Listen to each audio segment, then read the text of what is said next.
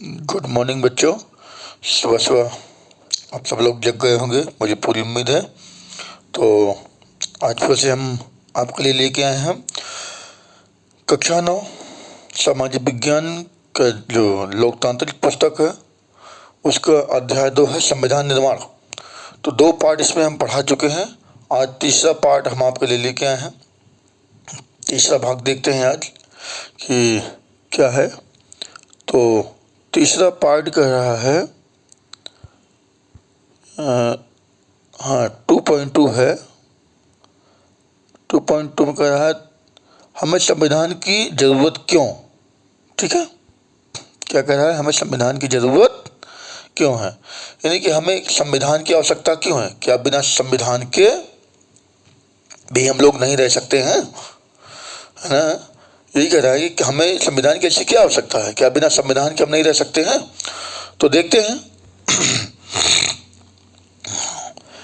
हमें एक संविधान की जरूरत क्यों है और संविधान क्या कहता है। इस बात को हम दक्षिण अफ्रीका के उदाहरण से समझ सकते हैं। कह रहा है कि हमें संविधान की जरूरत क्यों है और संविधान क्या कहता है। इस बात को हम दक्षिण अफ्रीका के उदाहरण से समझ सकते हैं। ठीक है, मतलब संविधान क्या है, क्यों है, इसकी जरूरत क्यों है, इसका काम क्या है ना, किसके लिए काम करता है संविधान ना। तो ये सब दिया हुआ है, ठीक है, हमारे संविधान में। तो हमें ये सब अफ्रीका के संविधान, दक्षिण अफ्रीका के संविधान से भी समझना चाहिए। चलिए, इस नए लोकतंत्र में दमन करने वाले और दमन सहने वाले दोनों ही साथ साथ समान हैं। क्या कह रहा है, एक तो दमन करने वाला, दूसरे को परेशान करने वाला, दूसरों की इच्छाओं को दमन करने वाला, बोलने न देने का, दोनों दूसरे को अधिकार न देने वाला, है ना। जैसे कोई व्यक्ति सरकार है, सत्ता में बैठा है, या कोई दूसरा व्यक्ति है गांव में, ऐसे आम व्यक्ति है, मान लीजिए कि किसी को कोई परेशान कर रहा है, सता रहा है ना, और वह कोई काम करना चाहता है तो करने नहीं देना चाहता है ना। जैसे कोई रोजगार करना चाहे, व्यापार करना चाहे, नहीं करने देंगे। कोई दुकान खोलना चाहे, नहीं खोलने देंगे, है ना। वो वोट देना चाहता है चुनाव में, तो कहे नहीं, वोट नहीं देने देंगे तुम्हें, है ना। चुनाव लड़ना चाहे, कहे नहीं, तुम्हें चुनाव नहीं लड़ने देंगे। तो ऐसी चीज़ें, मतलब किसी भी व्यक्ति को उसकी इच्छा अनुसार कार्य न करने देना। और कहना, और उस दमन को सहने वाला भी दोषी है ना। तो वही कह रहा है कि लोकतंत्र में दमन करने वाला और दमन सहने वाले दोनों ही साथ साथ समान हैसियत से रहने की योजना बना रहे थे। जो लोकतंत्र में जो दमन करने वाला था और जो दमन सहने वाला, यानी जो गोरे लोग थे वहाँ पर दक्षिण अफ्रीका में, गोरे अंग्रेज, और अश्वेत जो वहाँ के मूल निवासी थे दक्षिण अफ्रीका के काले लोग, तो दोनों अश्वेतों ने दमन सहा और अंग्रेजों ने दमन किया। तो ऐसा जरूरत हो गई, मतलब संविधान लोकतांत्रिक गणराज्य बनने की वजह से दक्षिण अफ्रीका का, कि संविधान जो बना उसके तहत ये व्यवस्था आ गई संविधान के तहत कि अब दोनों एक साथ रहेंगे, मिलकर रहेंगे और मिलकर काम करेंगे। किसी भी चीज में दोनों की समान हिस्सेदारी होगी, भागीदारी होगी। ठीक है, दोनों के लिए ही एक दूसरे पर भरोसा कर पाना आसान नहीं था। गोरे काले ने, श्वेत और श्वेत लोग जो थे, तो श्वेत और अश्वेत दोनों लोगों की बात कर रहा है कि दोनों को एक दूसरे पर विश्वास या भरोसा करना आसान नहीं था कि हम इन पे कैसे भरोसा कर लें। इसके पहले अंग्रेजों ने हमारा दमन किया है और आज इन्हीं के साथ मिलकर काम करने की बात कर रहे हैं, तो हम इनके साथ कैसे रहें।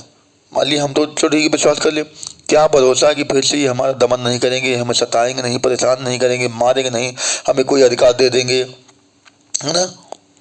और अंग्रेज भी डर रहे थे कि इनको सब बराबरी का अधिकार जब मिल जाएगा, सारी इनकी इच्छा अनुसार जो कार्य हो जाएगा, तो क्या पता ये हमको यहाँ रहने दे, हो सकता है ये भगा भी दे, है ना। जिससे आंदोलन चला कोई इस तरीके से। तो दोनों एक दूसरे पर भरोसा करना आसान नहीं समझ गए थे। उनके अंदर अपने अपने किस्म के डर थे अलग अलग प्रकार के दोनों लोगों में डर बसे हुए थे। वे अपने खेतों की रखवाली भी चाहते थे। किसकी रखवाली? हितों की। वे अपने हितों की रखवाली भी चाहते थे। हित मतलब उनको सुरक्षा चाहिए, अपने विचारों की, अपने फायदे की, है ना, अपने लाभ की। जो हमारा हित है कि कोई काम करे तो उसमें हमारा लाभ होना चाहिए, तो उसकी रखवाली चाहते थे। बहुसंख्यक अश्वेत इस बात पर चौकस थे कि लोकतंत्र में बहुमत के शासन वाले मूल सिद्धांत से कोई समझौता ना हो। यानी बहुसंख्यक अश्वेत ज्यादा संख्या में थे, ज्यादा मात्रा में थे वहां पर, क्योंकि वहां के मूल निवासी थे दक्षिण अफ्रीका के। तो वो इस बात पे होशियार थे, चौकस थे, यानी होशियार थे कि लोकतंत्र में, जो लोकतंत्र है, इस लोकतंत्र के बहुमत के शासन, जिसमें सबको बहुमत प्राप्त है ना, सबका विचार है वाले शासन में मूल सिद्धांत जो हमारे हैं, मूल वो जो आवश्यकताएं हैं, जो सिद्धांत, जो विचार हैं, उससे कोई समझौता नहीं हो। ठीक है। उन्हें बहुत सारे सामाजिक और आर्थिक अधिकार चाहिए थे। समाज में बराबरी का अधिकार चाहिए था, राजनीति में चुनाव लड़ने का अधिकार चाहिए था, वोट देने का अधिकार चाहिए था, अपने संघ या संगठन बनाने का अधिकार चाहिए था, सम्मेलन करने का अधिकार चाहिए था, घूमने फिरने का अधिकार चाहिए, कहीं भी घूमने फिरने का अधिकार चाहिए था, है ना। तो होटलों में, अस्पतालों में और टैक्सियों में, बसों में, जैसे सिनेमा घरों में, सार्वजनिक तालाबों वगैरह जो थे, ये जो चीज व्यवस्थाएं जहाँ पे पहले जो है अश्वेतों को आने जाने के लिए मनाही थी, वो कह रहा है कि वो सारे अधिकार चाहिए हमें, कि सब हम लोग एक समान बैठे एक जगह आए जाएं, कहीं आने जाने से रोक टोक ना हो, समाज में हमें भी बराबरी का, सम्मान का हिस्सा मिले, बराबरी का हिस्सा मिले। चलो, और आर्थिक अधिकार भी चाहिए, हम व्यापार कर सकें अपनी इच्छानुसार, है ना, रोजगार कर सकें, है ना, हमें भी अवसर मिले, रोजगार के अवसर की समानता हो हमारे लिए, हमें भी समान रूप से रोजगार प्राप्त करने का मौका दिया जाए। फिर देखते हैं क्या कह रहा है। अल्पसंख्यक गोरों को अपनी संपत्ति और अपने विशेषाधिकारों की चिंता थी। जो गोरे लोग थे, अंग्रेज लोग थे, उन्हें इस बात की टेंशन थी कि अपनी जो संपत्ति हमने यहाँ पे बनाई है, घर बनाए, खेत जमीन, जगह जमीन, कोठी जो बनाए रहने के लिए, है ना, वो सब, और जो कुछ विशेष अधिकार प्राप्त थे, है ना, अलग अधिकार जो प्राप्त थे, उन सब का हनन ना हो, कहीं ऐसा ना हो कि विशेष अधिकार हमारे समाप्त कर दिए जाए, धीरे धीरे छीन लिए जाए और हमारी संपत्ति पर कब्जा कर लिया जाए, रुपये पैसे, धन दौलत, खेती बाड़ी या मकान जो भी था, उस पर कहीं ऐसा ना हो कि इन लोगों द्वारा कब्जा कर लिया जाए, हमसे छीन लिया जाए।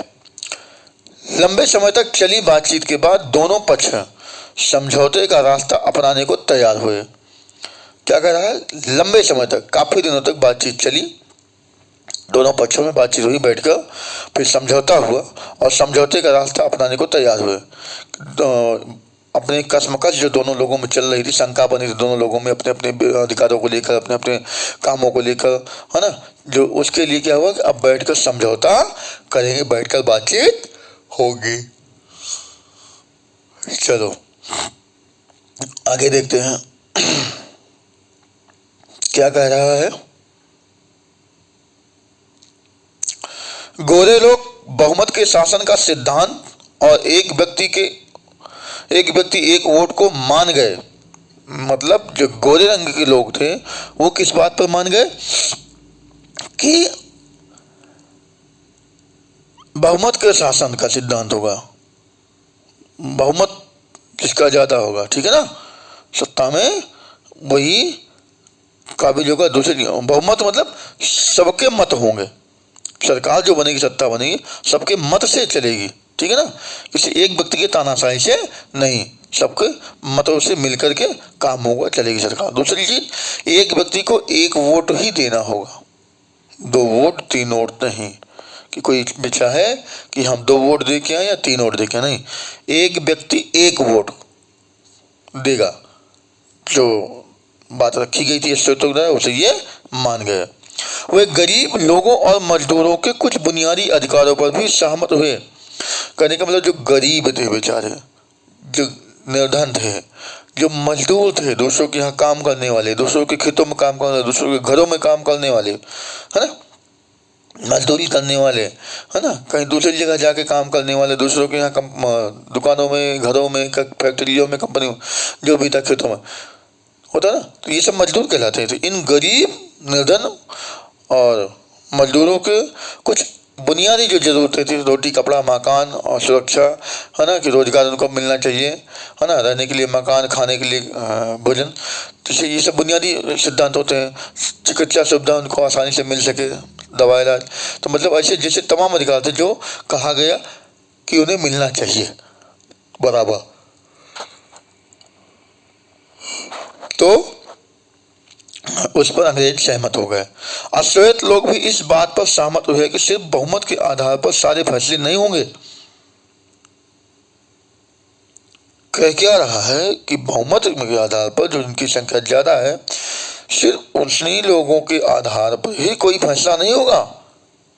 गोरों ने कहा तो अश्वेतों ने उस बात को मान लिया। वे इस बात पर सहमत हुए कि बहुमत के जरिए अश्वेत लोग अल्पसंख्यक गोरों की जमीन जायदाद पर कब्जा नहीं करेंगे। ऐसा नहीं है कि आपकी संख्या ज्यादा है तो आप अंग्रेजों की जमीन जायदादों पर कब्जा करेंगे, जमीन पर, खेती बाड़ी पर कब्जा करेंगे, ऐसा नहीं कर सकते। आपकी संख्या ज्यादा है, बहुमत ज्यादा है आपका, तो आप ऐसा नहीं कर सकते हैं। ठीक है, चलो, इस पर वो मान गए। यह समझौता आसान नहीं था। मतलब ये जो समझौते अश्वेत और श्वेत लोगों के बीच में हुआ, अश्वेतों के अधिकार, श्वेतों के अधिकार जो थे उनको सम्मान देना, किसानों को, गरीबों को, तो कह रहा है ये समझौता आसान नहीं था। इस समझौते को लागू करना और भी कठिन था। इस समझौते को लागू करना और भी कठिन था। इसे लागू करने के लिए पहली जरूरत थी कि वे एक दूसरे पर भरोसा करें। समझौता तो ठीक है, हो गया, लेकिन उस समझौते को लागू करना, अमल में लाना भी तो जरूरी है। हम मान लो समझौता कोई हो गया, कोई बातचीत हो गई दोनों, और हम माने ही ना उसको बाद में, तो क्या मतलब इसको, है ना। तो ये कह रहा है बच्चों, जैसे मान लो समझौता हो गया कि हम जो आप जैसे तेज पढ़ने वाले बच्चे हो, थोड़ा सा जो कमजोर पढ़ने वाले, आप दोनों में समझौता हो गया कि आप जो तेज पढ़ने वाले बच्चे हो वो अपने जो कमजोर आपकी क्लास के बच्चे, उन पर भी विशेष ध्यान दोगे, तो आप लोग उनको थोड़ा सा बैठ के समझाएंगे, पढ़ाएंगे, है ना। और वो जो कमजोर बच्चे हैं वो भी आपके किसी भी काम में हाथ बटाएंगे। ठीक है, और पता लगा क्या कि आप कमजोर छात्र को पढ़ा रहे हैं, क्या वो बैठ के हम समझाते हैं किसी का जगह, और जो कमजोर चाहते हैं वो आपका कोई काम हो तो कर भाई, नहीं करें, मना कर दे करने के लिए, ना करें, या वो आपका हर काम करने को तैयार हो, आप उन्हें पढ़ाने को तैयार नहीं हो। चलो बैठो, मैं समझा दे रही हूँ या समझा दे रहा हूँ, और इसको ऐसे कर लो, ऐसे कर लो, ये चीज़ यहाँ से पढ़ लो, ऐसे। तो जो आपस का समझौता है, कोई भी चीज़ अगर उसे माना ही नहीं जाएगा तो उस समझौते का मतलब ही क्या रह गया। या जैसे एक जमीन का टुकड़ा है और 2 भाई हैं, दोनों घर बनाना है, और पता लगा थोड़ी सी जमीन के लिए दोनों विवाद कर रहे हैं, एक हाथ जमीन के लिए, और समझौता हो जाए, चलो आधा तुम ले लो, आधा इसमें तुम ले लो, आधे आधे हाथ, और समझौता हो गया। अब अमल में ला ही नहीं रहे उसको, न बाद में उनकी नीयत खराब है कि मैं पूरा कब्जा कर लूँ, उनकी नीयत खराब मैं पूरे कब्जा कर लूँ, तो ये कोई मतलब है नहीं। तो ये कहता है किसी भी समझौते को अमल में लाना सबसे बड़ी बात होती है। और क्या कर रहा है, इसे लागू करने के लिए पहली जरूरत थी कि वे एक दूसरे पर भरोसा करें। क्या कर रहा है, इसे लागू करने के लिए सबसे बड़ी जरूरत क्या है कि आप सबसे पहले तो एक दूसरे पर भरोसा कीजिए, तब तो वह समझौता लागू होगा। और जब भरोसा ही विश्वास ही नहीं होगा तो जब समझौता का लागू करने का कोई मतलब नहीं है। ठीक है। हाँ, भरोसा करें, और अगर वह एक दूसरे पर भरोसा कर भी ले तो क्या गारंटी है कि भविष्य में इसे तोड़ा नहीं जाएगा।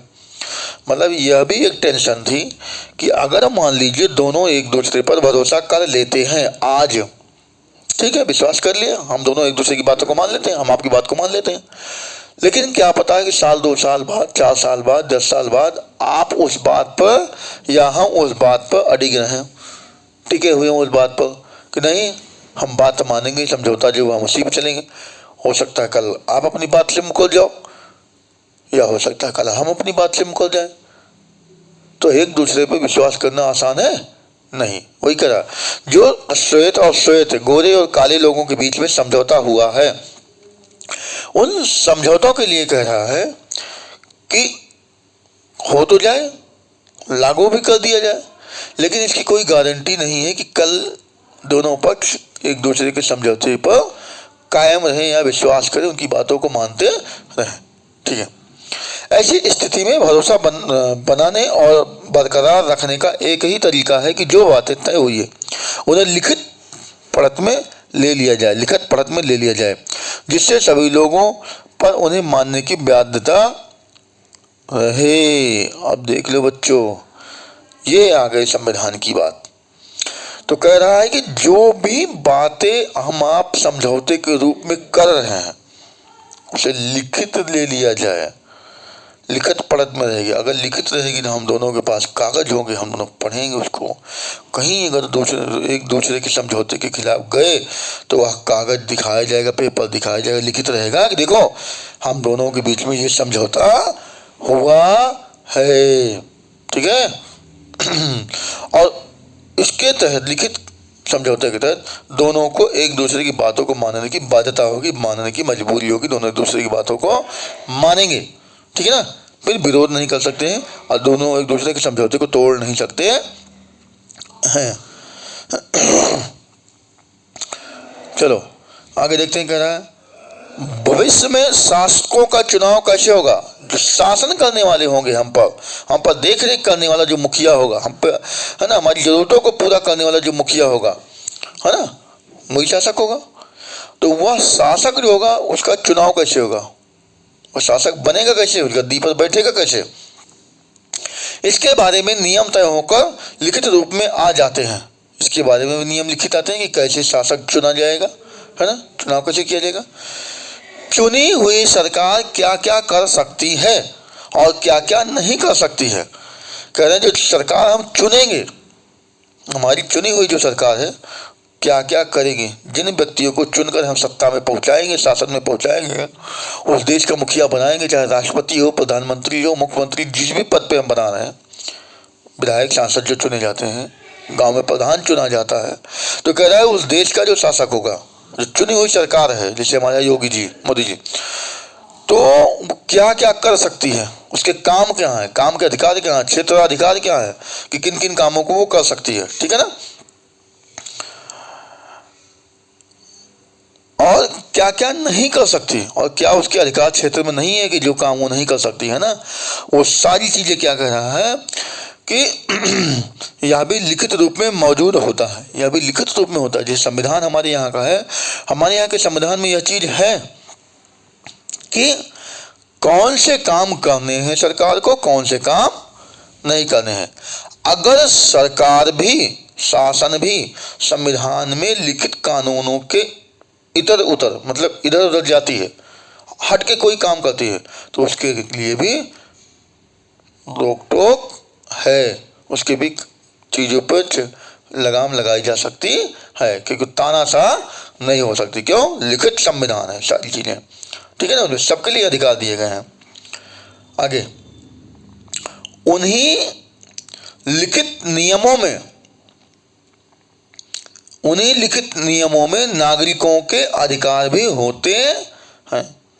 जो नियम लिखे जा रहे हैं शासन के लिए, सरकार के लिए, सत्ता के लिए, उसमें हमारे नागरिकों के लिए भी अधिकार होते हैं। नागरिकों के क्या अधिकार हैं जो आम जनता निवास कर रही है उस देश में, उस राज्य में, गांव में, उसका क्या अधिकार है?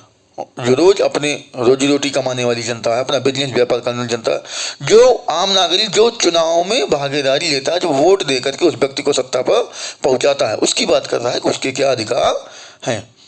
उनके अधिकार भी होते हैं, पर ये नियम तभी काम करेंगे जब जीतकर आने वाले लोग उन्हें आसानी से और मनमाने ढंग से नहीं बदले। कह रहा है कि यह व्यक्ति जो है, कौन, जिनके अधिकार की बात कर रहा है,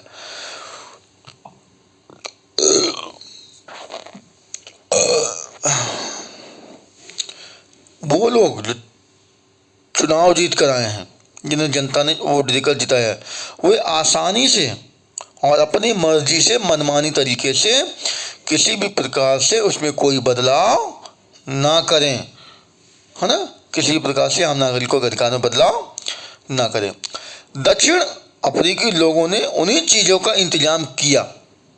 दक्षिण अफ्रीका में जो सरकार बनी, जो दक्षिण अफ्रीका के लोग थे, ये सब उस लिखित संविधान में इन सारी चीज़ों की व्यवस्थाएं कर दी, ठीक है ना, कि किसी के अधिकारों का हनन नहीं किया जाएगा, बदला नहीं जाएगा आसानी से, ठीक है ना।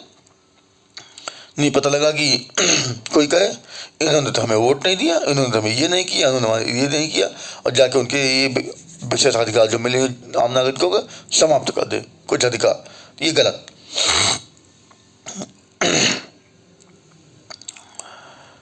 वे कुछ बुनियादी नियमों पर सहमत हुए थे। वे कुछ बुनियादी नियमों पर सहमत, कुछ मूलभूत सिद्धांत थे, कुछ मूलभूत नियम थे जिन पर मानने के लिए सहमत हो गए थे। वे इस बात पर भी सहमत हुए कि ये नियम सबसे ऊपर होंगे और कोई भी सरकार इनकी उपेक्षा नहीं कर सकती है। मतलब जो संविधान बना, जो लिखा गया, जो लिखी गई बातें, वही संविधान सर्वोपरि है, सर्वोच्च है, सबसे ऊंचा है, सबसे बड़ा है, ठीक है ना। उससे बड़ा कोई नहीं है और कोई भी सरकार उससे ऊंची नहीं है, उससे ऊपर नहीं है। सबसे ऊपर क्या है? कानून है, नियम है, संविधान है, और उसके तहत सबको काम करना है, उसको सबको मानना है, ठीक है ना। कोई भी सरकार उसकी अवहेलना नहीं कर सकती लिखित संविधान की, लिखित कार्यों की, ठीक है ना। चलो, उन्हीं बुनियादी नियमों के लिखित रूप को संविधान कहते हैं। जो वही जो लिखे गए पेपर पे बातें थी, जो लिखित समझौते हुए थे, जो लिखित कानून बनाए, जो लिखित रूप से किए गए, कोई किसी के नियमों का उल्लंघन नहीं करेगा, कोई किसी के अधिकारों में बदलाव नहीं करेगा, सरकार भी उन नियमों को मानेगी, सरकार से ऊपर नहीं, जो लिखी गई बातें वो सबसे ऊपर, उन्हीं को क्या कह दिया गया? संविधान। क्या कहा गया? इन्हीं को लिखित रूप को, जो लिखित चीजें थी, उन्हें संविधान कहते हैं। संविधान रचना सिर्फ दक्षिण अफ्रीका की ही खासियत नहीं है। संविधान रचना, लिखना सिर्फ दक्षिण अफ्रीका की ही खासियत नहीं है। हर देश में अलग अलग समूहों के लोग रहते हैं। कहला हर देश में अलग अलग समूह, जाति, धर्म के जो लोग हैं तो वो रहते हैं, अलग अलग समूह के लोग रहते हैं, निवास करते हैं। संभव है कि उनके रिश्ते दक्षिण अफ्रीका के गोरे और कालों जितने कर्तापूर्ण नहीं हो। मतलब कह रहा है संभव है, ये उम्मीद है कि उनके रिश्ते, जो संबंध है दक्षिण अफ्रीका के जो गोरे और काले, श्वेत और अश्वेत थे, उनके रिश्ते खराब ना हो, कर्तापूर्ण ना हो, ठीक है ना, संबंध अच्छे हो, ठीक है। पर दुनिया भर में लोगों के बीच विचारों और हितों में फर्क रहता है। क्या कह रहा है? दुनिया भर में लोगों के बीच, जो दुनिया में बहुत सारे लोग रहते हैं, उनके विचार, अपने अपने विचार अलग अलग होते हैं, अपनी अपनी भावनाएं अलग अलग होती हैं, वो अपने अपने हित, अपने अपने स्वार्थ अलग अलग होते हैं, अपने अपनी विचारधाराएं, काम के जो लाभ के जो उनको हित है, वो सब अलग रहता है, जो फर्क रहता है ना। कोई कुछ और सोचता है, अपने बारे में कुछ और सोचता है, कोई कुछ और लाभ के बारे में सोचता है। जैसे हम सोचते हैं कि अब हम आपको यूट्यूब पर पढ़ा रहे हैं, बहुत सारे बच्चे आ जाएं, जुड़ जाएं, बच्चों को लाभ हो जाए, है ना। और बहुत से लोग ये सोचते हैं हम यूट्यूब पर जाएं, हम पढ़ाएं बच्चों को, तो हमारे सब्सक्राइबर बढ़े, व्यूज बढ़े, हमें पैसा मिले। तो उनका उद्देश्य पैसा कमाना। मेरा उद्देश्य है कि मैं अपने बच्चों को शिक्षा उपलब्ध कराना। खासतौर से मैं उन बच्चों को ये शिक्षा उपलब्ध करा रहा हूँ, अच्छा पढ़ा के वीडियो भेजने का प्रयास कर रहा हूँ, जिन बच्चों को मैं ट्रांसफ़र की वजह से छोड़कर चला आया हूँ। बीच सत्र में मैं अपने श्री ब्रज कृषक इंटर कॉलेज टैटी गाँव के बच्चों को छोड़कर मुझे वापस अपने गृह जनपद में ट्रांसफ़र हो गया, आना पड़ा। इस वजह से वहाँ के बच्चों का नुकसान हो रहा है पढ़ाई से, और इस वजह से मैं उन बच्चों के लिए वीडियो बना रहा हूँ। तो मेरा उद्देश्य क्या है, अपने पुराने बच्चों का हित, कि उनका नुकसान ना हो, उनकी तैयारी अच्छी हो जाए। इस सत्र में जब तक कोई नया मास्टर अगले सत्र में नहीं आता है, तब तक हम उनके सुविधाएं शिक्षा का व्यवस्था करेंगे। तो इसे कुछ लोग उद्देश्य तक मेरे व्यूज बढ़े, मेरे सब्सक्राइबर बढ़े, मुझे पैसे मिलने लगे, नहीं, मेरा उद्देश्य सिर्फ बच्चों को निःशुल्क शिक्षा देना, बस। और क्या कह रहा है, लोकतांत्रिक शासन प्रणाली हो या ना हो, पर दुनिया के सभी देशों में ऐसे बुनियादी नियमों की जरूरत होती है। कह रहा है जैसे कुछ देश हों जहाँ पे लोकतंत्र हो या ना हो, लोकतंत्र की जो व्यवस्था है, शासन प्रणाली लोकतांत्रिक व्यवस्था हो, कि शासन जो चलता हो लोकतंत्र के तहत चलता हो, ऐसी व्यवस्था वहाँ हो या ना हो, लेकिन दुनिया के सभी देशों को ऐसे बुनियादी नियमों की जो ज़रूरत होती है, जो मूलभूत आवश्यकता के जो सिद्धांत हैं, सुरक्षा की व्यवस्था, रोटी कपड़ा मकान रोजगार चिकित्सा, है ना, सुरक्षा संरक्षण, है ना, अधिकार, अपने मताधिकार विचार, जो भी है, संपत्ति, तो ये सारे अधिकार उनको चाहिए, कह रहा है ना, सबको ज़रूरत होती है। यह बात सिर्फ सरकारों पर ही लागू नहीं होती है, जो सरकार चुनी गई है सिर्फ उस सरकार पर ही लागू नहीं होती, जैसे हमारे मोदी जी योगी जी, सिर्फ उन पर ही लागू नहीं होती है।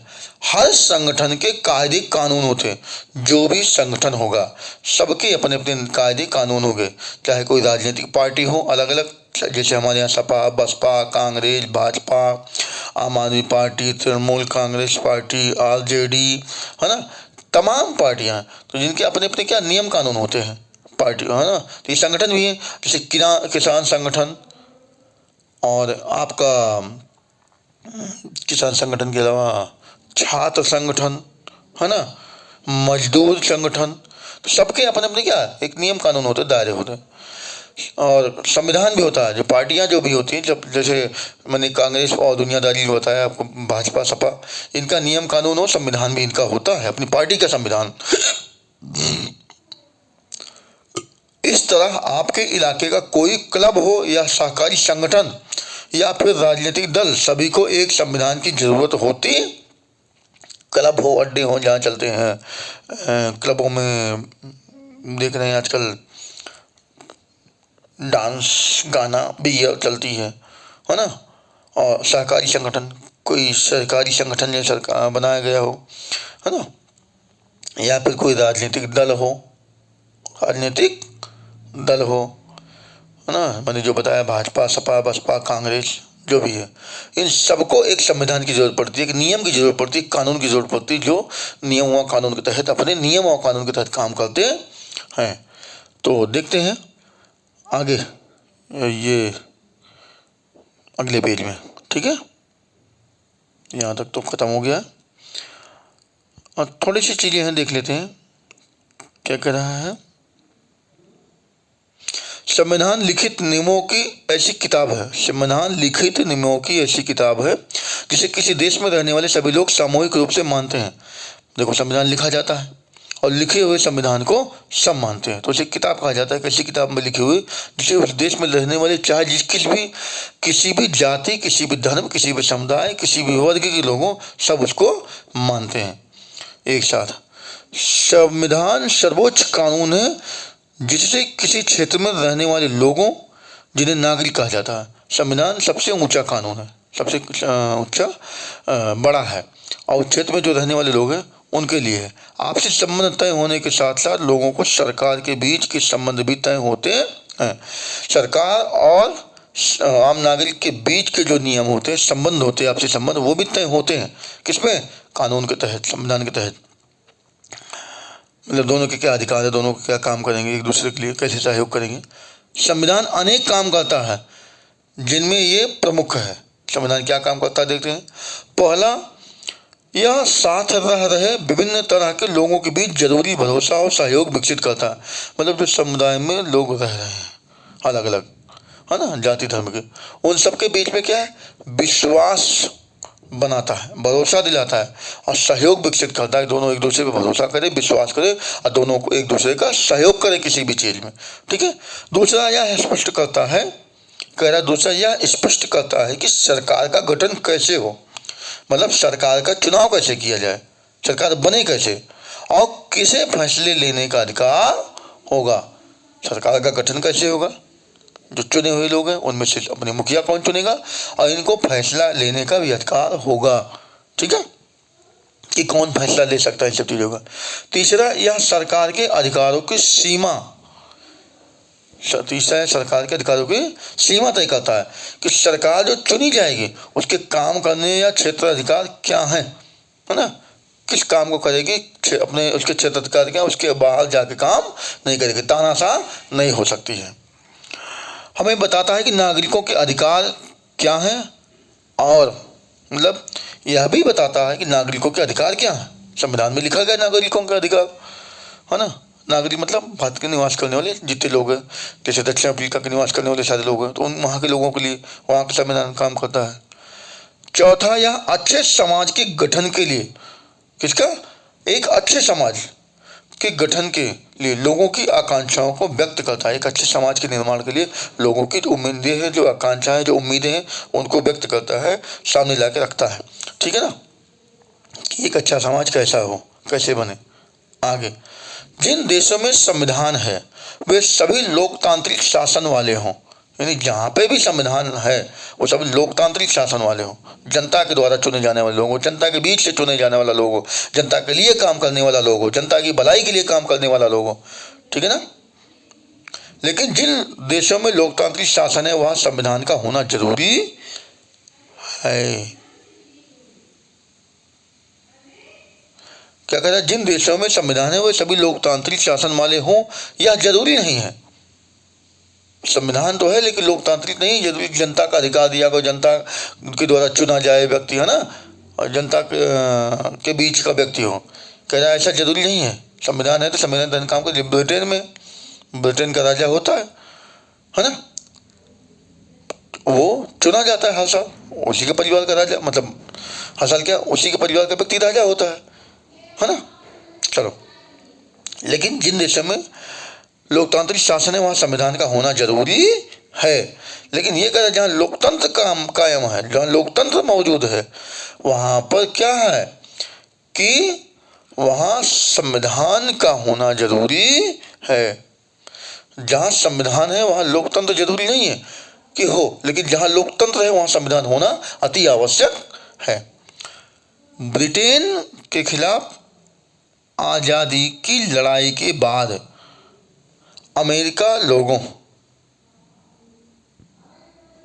हाँ क्या कह रहा है, ब्रिटेन की खिलाफ आज़ादी की लड़ाई के बाद अमेरिकी लोगों ने अपने लिए संविधान का निर्माण किया। किसके खिलाफ, जो ब्रिटेन से लड़ाई हुई थी वहाँ था, तो उस ब्रिटेन के खिलाफ आज़ादी की लड़ाई लड़े थे। और लड़ाई के बाद क्या हुआ, अमेरिकी लोगों ने क्या किया, जो अमेरिका के लोग थे उन्होंने अपने लिए एक संविधान का निर्माण कर दिया, संविधान बना लिया। फ्रांसीसी क्रांति के बाद फ्रांसीसी लोगों ने एक लोकतांत्रिक संविधान को मान्यता दी। जो फ्रांस में क्रांति हुई थी, है ना, फ्रांसीसी क्रांति 1789 में हुई थी, 1789 में हुई थी ना बेटा, है ना। तो उस क्रांति के बाद एक लोकतांत्रिक संविधान को मान्यता दे दिया। ठीक है, लोकतंत्र को मान्यता दे दिया। इसके बाद से यह चलन हो गया कि हर लोकतांत्रिक शासन व्यवस्था में एक लिखित संविधान हो। तो सबने कहा कि अब हर जगह एक लिखित संविधान होना जरूरी है ना, जनता की और सरकार की सुरक्षा के लिए, काम करने के क्षेत्र अधिकार के लिए। ठीक है, सबका अपना अधिकार होगा। तो आज के लिए इतना ही बच्चों, फिर हम कल मिलेंगे आपको अगली हेडिंग लेके। 2.3 है भारतीय संविधान का निर्माण। ठीक है ना, अब हम भारतीय संविधान के बारे में कल से पढ़ेंगे। तो आज के लिए इतना ही, बस आप लोगों से इतना कहेंगे कि हमारे चैनल को सब्सक्राइब कीजिए, शेयर कीजिए और कमेंट कीजिए, ताकि हमारा भी मनोबल बढ़ा रहे, उत्साह बढ़े, लगन हमारी बनी रहे इससे। हम और आपको डेली ऐसे वीडियो बना के देते रहें, आप पढ़ते रहें, आपका विश्वास हम पर बना रहे। अच्छा पढ़ाएंगे, उम्मीद कीजिए आपको अच्छा वीडियो बना के भेजेंगे, पढ़ाएंगे, अच्छा समझाएंगे। बस हमारे चैनल को थोड़ा सा सब्सक्राइब कर दीजिए आप लोग, ज़्यादा से ज़्यादा शेयर कीजिए और कमेंट भी कीजिए कि कैसा लगा आपको। ठीक है, आज के लिए बस इतना ही। बहुत बहुत धन्यवाद।